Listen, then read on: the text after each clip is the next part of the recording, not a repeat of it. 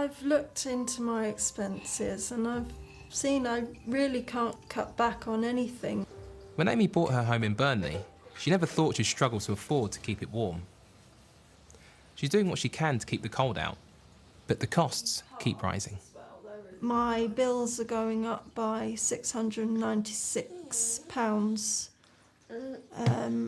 bringing it to a total of £1,500 a year for the total year. And my universal credit claim has only gone up £17 a month. The government say they have a plan to help. A one-off £150 council tax rebate for 80% of homes in England, and a £200 discount on all households' energy bills. That'll be paid back in instalments over the next 5 years.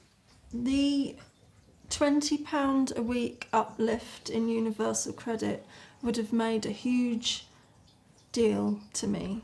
It would have helped a lot more than having these odd bits of money come through, you know, over the course of different months.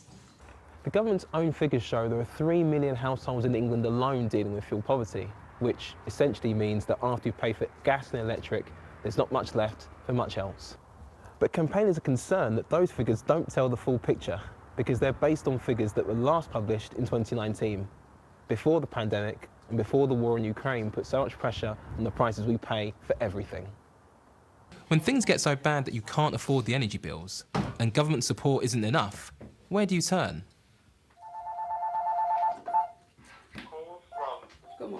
For the last 5 years, some people in Burnley have relied on a local plumbing company which has reinvented itself to fill the gap. The majority of them are asking for help with food and gas and electricity. They are panicking now before anything happens tomorrow, so they're preparing themselves. And the pleas for help aren't just coming from members of the public.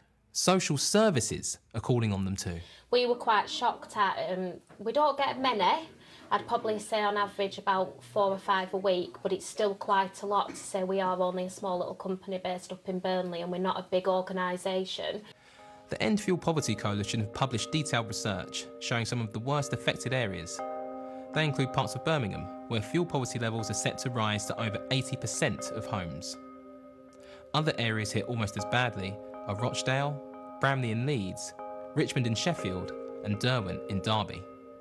For people living in the parliamentary constituencies of Walthamstow, Barking, Stoke-on-Trent Central or Wolverhampton South East, campaigners say it's almost certain that you or your neighbours will be at the sharp end of this crisis, as almost 1 in 2 households there could be pushed into fuel poverty. So the government doesn't report on fuel poverty figures for 2 years after the event has actually happened. So we won't know what the official figures say until 2024. It also, though, does need to provide much more support for people who are going through really tough times right now and are facing even tougher times next winter. Many of the factors that are leaving Amy and millions of others in such a perilous position are global, but the impact is felt here. I've been going out walking in the day, trying to save on the amount of gas I do use. Ministers say they've taken action to help people deal with the price rises. Some question if that support is enough, and over the coming months, it's people like Amy who'll find out who's right.